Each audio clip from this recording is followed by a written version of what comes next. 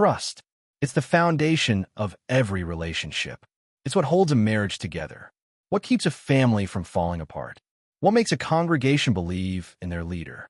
But what happens when the very person preaching loyalty and faithfulness is the one destroying it? What happens when a man who is seen as a spiritual guide, a pillar of righteousness, is caught in a betrayal so devastating that it shakes the very church he built? Sunday morning. The congregation gathers, as they always do. Hymns fill the air. Prayers are whispered. Families settle into their seats, expecting a message of hope, of wisdom, of faith. At the front row sits Naomi Caldwell, the first lady of the church, the devoted wife of Pastor Marcus Caldwell, the man standing behind the pulpit, ready to deliver the day's sermon. For 15 years, she has stood by his side, supporting his ministry, believing in the man she married. But this Sunday would be unlike any other, because what Naomi doesn't know is that in just moments, her world will shatter. A secret, one so unthinkable, so humiliating, will be exposed. A secret that will leave the entire congregation in stunned silence. And the person revealing this betrayal is none other than her own husband, the man who stood before the church every Sunday, preaching about honesty, about commitment, about the sanctity of marriage. The man the congregation trusted, the man she trusted. But what Pastor Marcus Caldwell doesn't know is that he's about to expose more than just a betrayal. He's about to expose himself, because while he stands there, gripping the pulpit, convinced he's in control, convinced that today will be the day he takes back his dignity, he has no idea that within minutes, the truth, the real truth, will turn against him. A shocking revelation. A room full of witnesses. A fall from grace so catastrophic that it will leave the entire church community reeling. What happens next is a story that no one saw coming. Stay with us. Welcome to Inside True Crime Stories, where we dive deep into chilling cases, unsolved crimes, and the dark side of human experience. Join us as we uncover hidden truths and explore the twisted corners of the criminal world. Thanks to our loyal viewers and subscribers for your support. We're grateful for your likes, comments, and subscriptions, which help us share these shocking stories and unravel mysteries that impact our lives. Subscribe and join our growing community to stay updated on gripping cases. Let's get started. For 15 years, Pastor Marcus Caldwell stood at the pulpit speaking words that his congregation hung on to. He was the man they turned to in their darkest moments. When marriages crumbled, when families fell apart, when faith was shaken, Marcus was the one who held it all together. His voice was steady, his sermons powerful, his wisdom trusted. People believed in him, not just as a pastor, but as a man of integrity, a leader, a counselor, a guide. He wasn't just another preacher. He was their spiritual father. But beyond the church doors, behind the perfectly crafted sermons and the scripture-laced advice, Marcus was also a husband, a man with responsibilities not just to his congregation, but to the woman who had stood by his side for over a decade. Naomi Caldwell, his wife, the first lady of the church. And to the world, they were the perfect couple, the embodiment of what a godly marriage should be. But in reality, the truth was something else entirely.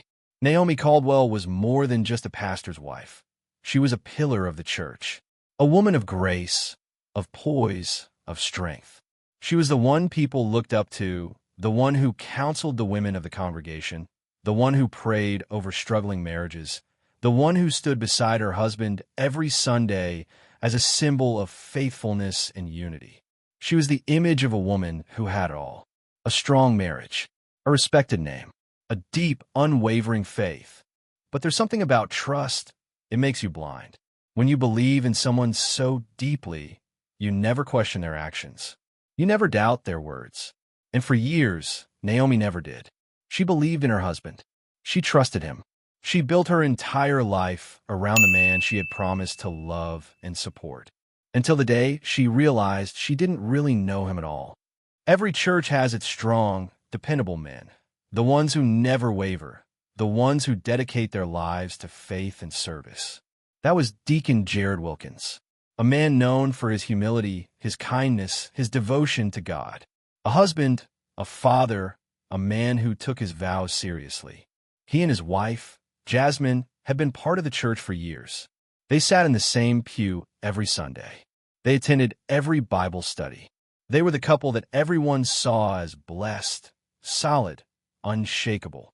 And Jared? He trusted Pastor Marcus with everything. He sought his advice when times were tough.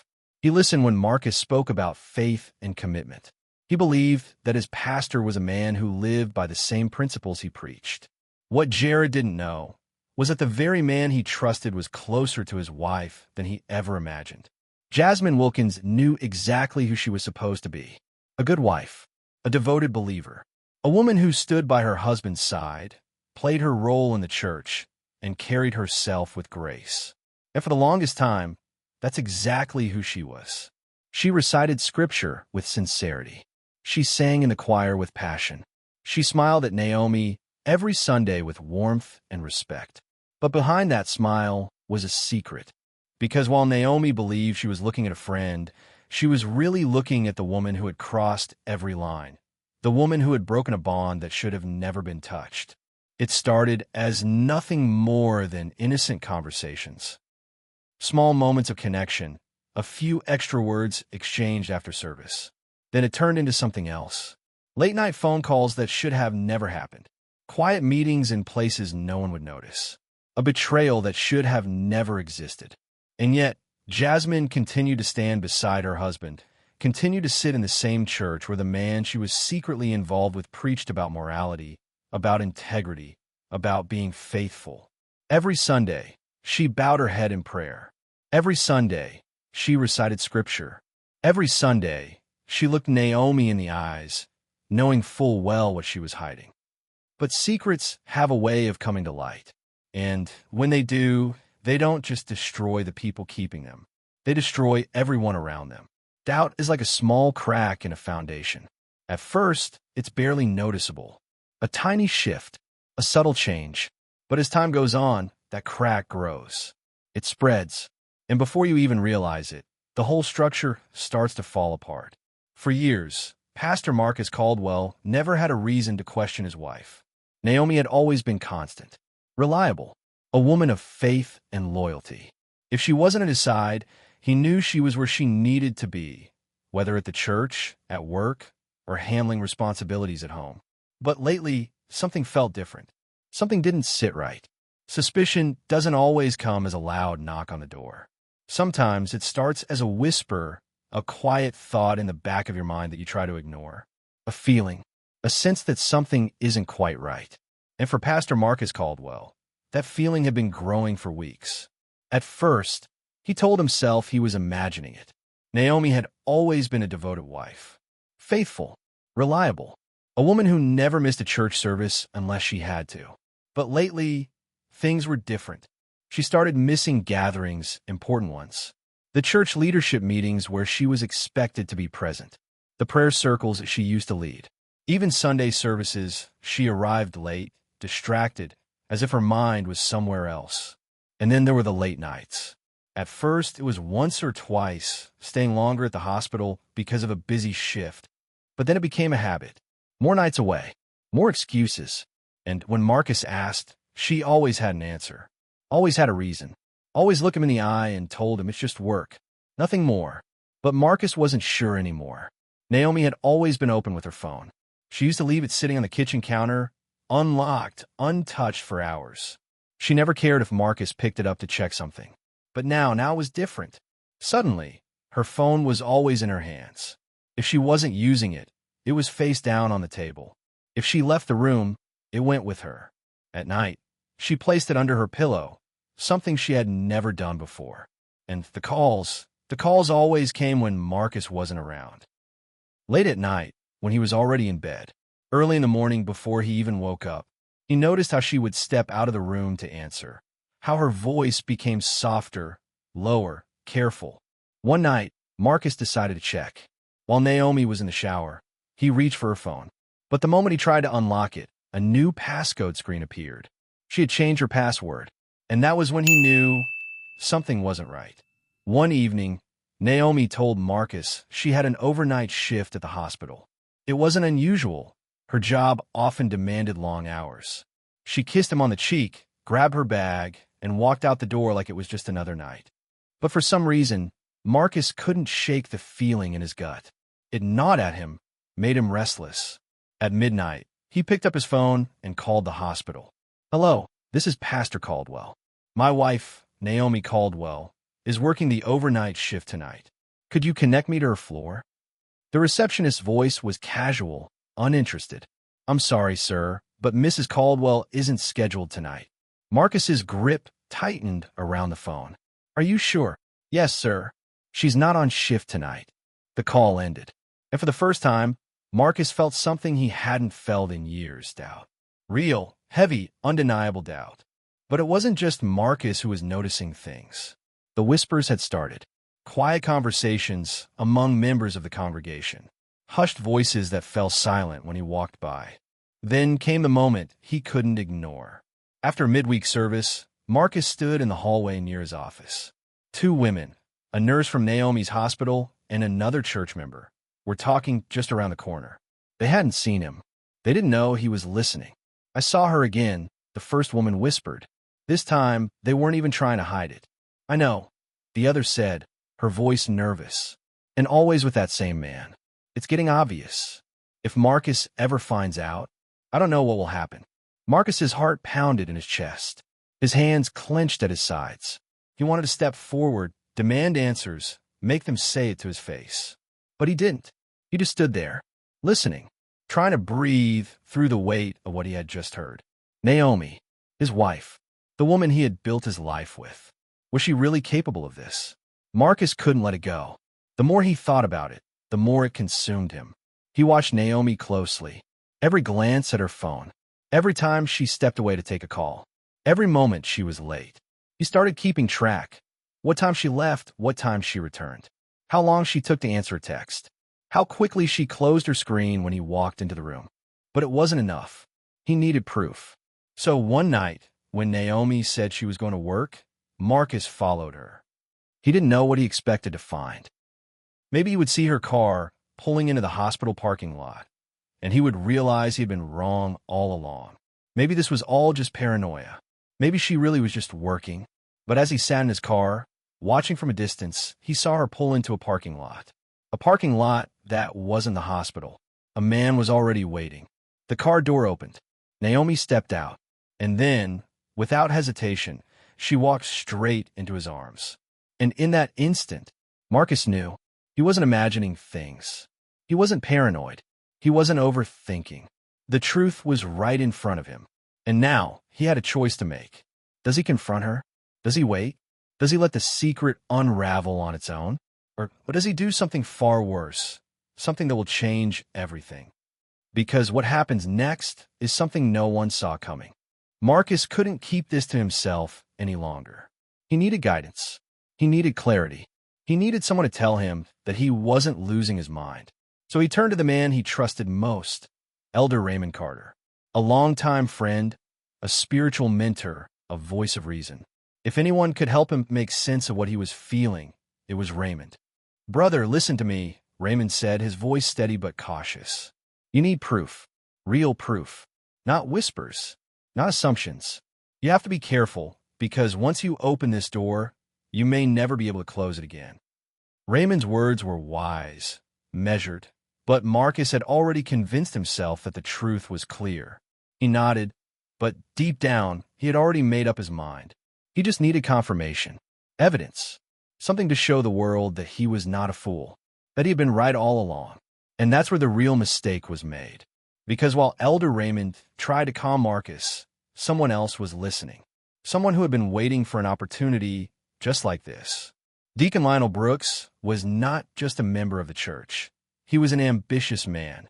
A man who had spent years standing in Marcus's shadow, watching as the congregation adored their pastor, followed his every word, trusted him without question. And Lionel, he wanted that power for himself. For years, he had waited for the perfect moment. And now, Marcus was giving him exactly what he needed: a scandal, a way to turn the church against their leader, a way to make himself look like the voice of reason while Marcus lost everything. And so, Lionel did what no one expected. He created the proof. Late one night, in the quiet of his home, Lionel sat in front of his computer, piecing together the deception. He had access to the church's media team, connections with people who worked in digital editing. And with just a few carefully placed alterations, he crafted the perfect weapon, a video. A video that showed Naomi Caldwell meeting with another man. The footage was grainy. The lighting was dim. The angles were just right. But to the untrained eye, it looked real. It looked like undeniable proof that Naomi was exactly what Marcus feared, a woman who had broken her vows. And once the video was done, Lionel set his plan in motion. The fire starts to spread. It started with a whisper. "Did you hear about Naomi Caldwell? There's a video going around. I saw it myself. I can't believe it. The first lady of the church? Cheating." Like wildfire, the rumor spread. First among the inner circle, then the deacons, then the congregation. Within days, Naomi's name was on everyone's lips. And the worst part? She had no idea. While she went about her days, completely unaware, the church she had devoted her life to was already turning against her. The smiles that once greeted her were now tight and forced. The conversations that used to be warm now ended abruptly when she walked into the room. Even the women she considered close friends began keeping their distance, avoiding her gaze, speaking in hushed tones when she passed by. Naomi could feel something was wrong, but she didn't know why. Not yet. And then came a moment Marcus had been waiting for. A church member, one who had been instructed by Lionel, approached him after service, his face filled with hesitation and concern. "Pastor, I don't know how to say this, but you need to see something." He pulled out his phone, hesitated for just a moment, then pressed play. Marcus's heart pounded as he watched. His hands clenched into fists. There she was, Naomi, sitting in a dimly lit cafe with another man, leaning in close, smiling, touching his arm. It was all there. The betrayal he had suspected, now staring back at him in black and white. For a long moment, Marcus didn't move. He didn't speak. His mind was racing, his emotions a storm he couldn't control. Anger, pain, humiliation. He had been right. He had been right all along. And now, the whole church would know it too. The sanctuary was packed, filled with families, elders, choir members, and visitors who had no idea that today's service would be anything but ordinary. The air felt heavy, almost electric, as if something unseen was stirring beneath the surface. People shook hands, exchanged warm smiles, and settled into their seats, expecting another Sunday message about faith, hope, and redemption. At the front, sitting in her usual spot, was Naomi Caldwell, her hands folded neatly in her lap, her Bible resting beside her. She had no idea that her world was about to come crashing down. She looked up at her husband as he stepped onto the pulpit, standing tall, gripping his Bible tightly, his expression unreadable. The man she had trusted for 15 years. The man she had built a life with. Marcus took a deep breath, his fingers curling tighter around the edges of the pulpit. His voice at first was steady, controlled. He spoke as he always did, delivering the sermon with authority, but there was something different about his tone. Something sharper, something colder. Then his words began to shift. "Some of you," he said, his voice deep and deliberate, "have broken your vows. Some of you have betrayed the people who trusted you the most." The congregation stirred, a murmur rippling through the crowd. People shifted uncomfortably in their seats, exchanging puzzled glances. It was unusual for Marcus to take this kind of tone. His sermons were always about love, forgiveness, endurance. But today, there was an edge to his words, something pointed, something personal. Then, he did something that had never happened before. He stopped preaching. He lifted his head, scanning the faces of his congregation, his jaw tight, his hands gripping the pulpit as though it was the only thing keeping him steady. And then, with no hesitation, no warning, he turned his gaze toward the front row, straight to his wife, Naomi Caldwell. He said, his voice firm, his words slicing through the thick silence of the church. "You and Deacon Jared Wilkins have betrayed me, and you have betrayed this congregation." Gasps filled the room. The sound of dozens of people inhaling in shock, their eyes widening, their bodies freezing in place. Naomi's entire body stiffened. Her lips parted slightly, but no words came out. A wave of stunned disbelief swept through the church. People turned to one another, whispering frantically, some covering their mouths, others staring in wide-eyed confusion. From the other side of the sanctuary, Deacon Jared Wilkins sat motionless, his face frozen in shock, his wife Jasmine's grip tightening around his arm. Whispers turned into hushed chaos. "Did he just say, Deacon Jared? No, there's no way. I can't believe this." Naomi's heart pounded in her chest, but she forced herself to stay calm. Her mind raced, trying to process what was happening, try to make sense of how, in the middle of Sunday service, in front of the entire church, her husband was accusing her of. Naomi swallowed, forcing herself to find her voice. "That's not true," she said, her tone sharp, cutting through the whispers around her. A murmur of unease spread through the congregation. "I have never," she said, standing now, her eyes locking onto her husband's. "I have never been unfaithful to you." The weight of her words hung in the air, but Marcus didn't back down. He shook his head, his expression unrelenting. "You deny it?" he asked, his voice controlled, but laced with quiet fury. "I deny it because it's a lie," Naomi shot back, her voice unwavering. "I don't know what this is, but I know it's not real." She turned, searching the crowd, seeing the faces of people she had known for years.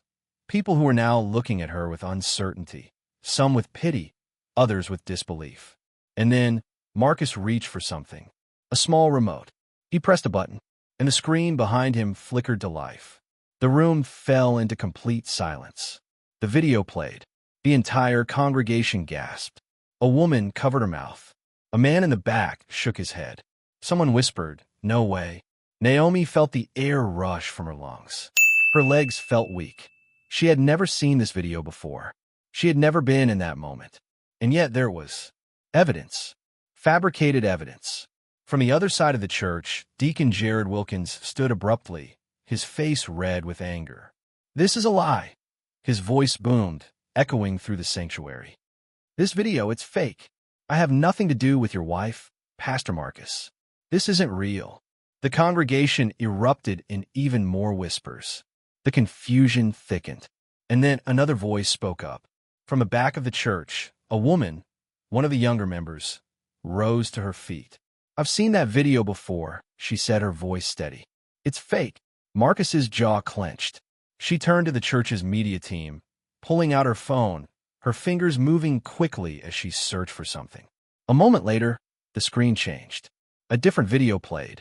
The same cafe, the same lighting, but not Naomi, not Deacon Jared, another couple entirely. The congregation gasped again, this time in complete disbelief. The whispers turned into full conversations. "Wait, what?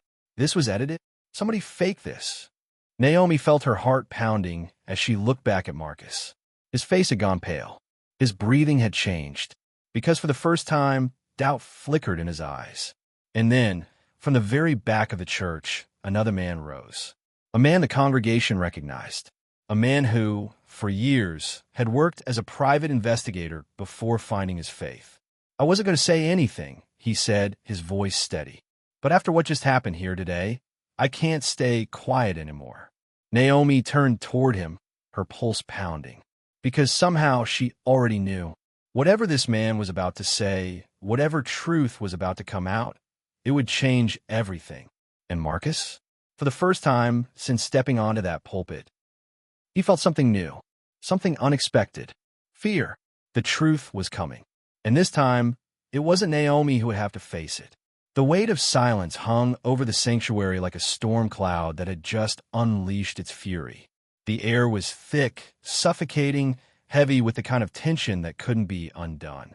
What had started as a normal Sunday service had ended in a catastrophe no one could have ever imagined. Families sat frozen in their pews, unsure of what to do next. Some exchanged nervous glances. Others whispered among themselves, their voices hushed but urgent. The church, The very place where people had once gathered in faith, in trust, in the belief that their leader stood above the temptations of the world, had just witnessed a fall so great it would leave a permanent scar. At the center of it all stood Pastor Marcus Caldwell. The man who had once commanded this congregation with unwavering authority now looked nothing like the confident leader he had always been. His hands, which had once gripped the pulpit with strength, now trembled. His eyes, which had once carried conviction, darted around the room, desperate for an ally, for someone, anyone, to stand by him. But no one did. Naomi stood in the same place she had been when this all began, her face unreadable, her body motionless. The woman who had been publicly humiliated, accused of something she never did, had no reason to stay any longer. But she did. She stood there, watching Marcus, waiting, because deep down, she wanted to see him realize what he had done. She wanted to watch as the truth, the real truth, sank into him.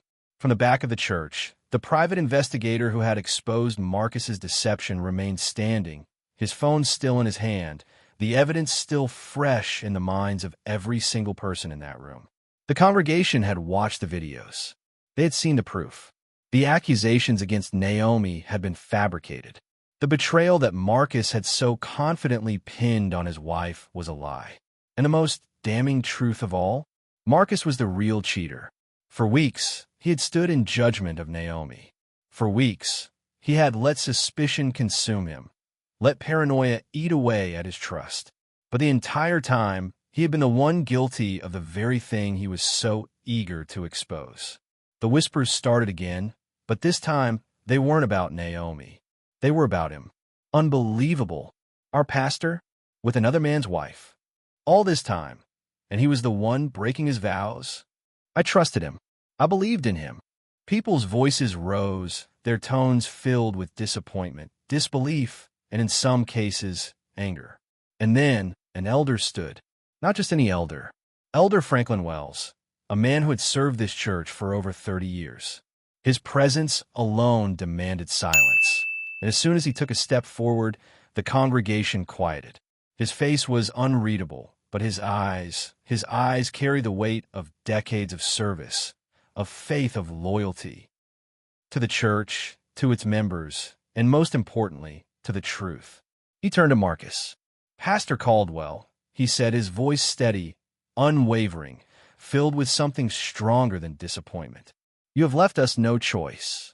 Marcus inhaled sharply, his throat dry, his lips parting as if he wanted to say something, anything. But nothing came. The elder continued.